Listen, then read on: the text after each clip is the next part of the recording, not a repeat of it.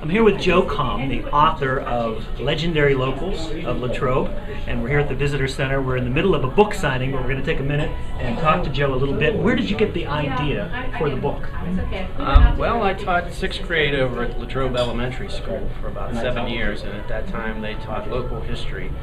And there was a teacher there, Susie Pescator, who was sort of my mentor as far as the local history unit was concerned. And as she was getting close to retirement, I offered to kind of take over and help set up the field trips, and I visited the Latrobe Historical Society, which is actually downstairs in the LES in Latrobe Elementary School. And so I kind of became fascinated with the history and specifically the people of the area. And when I saw the Local Legends series that's published by Arcadia Publishing, I thought it would just be a really interesting way to tell Latrobe's history through the people who made the history, and that was sort of a unique story that hadn't been told in that way. Did you have what were a couple of your favorite profiles that you ended up doing? Everybody knows Latrobe because of Mr. Palmer, Fred Right. Rogers. What were your surprises when you put this book together? Yeah, there were several surprises. There was a gentleman who created, and I'd only seen this at the movies, the Fandango puppets, and he is from Latrobe, and so he was one that was of interest. And there is a waitress, hostess at Carbone's restaurant, and she was one of the first nuclear physicists in the area. Really?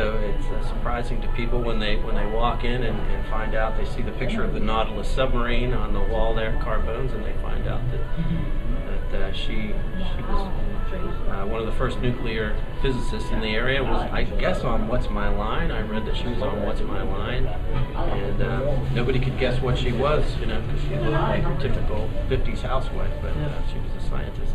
How many profiles are in the book altogether?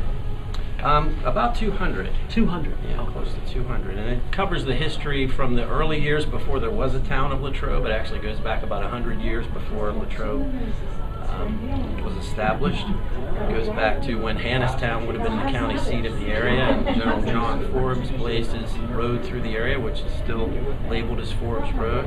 And then it cuts to that 100 years later when Oliver Barnes purchased land for the Latrobe, or for the Pennsylvania Railroad, and from Thomas Kirk, who owned the farm, and established the town. And at that time, dairy was being set up as the stopping point on this side of the mountains for the railroad, where Youngstown, Pennsylvania, nearby Youngstown, was originally the stopping point for the stagecoaches when they came up the mountains. Dairy was kind of the next step in that stopping place before you go over the Chestnut Ridge, or after you descend. The rest of the stop.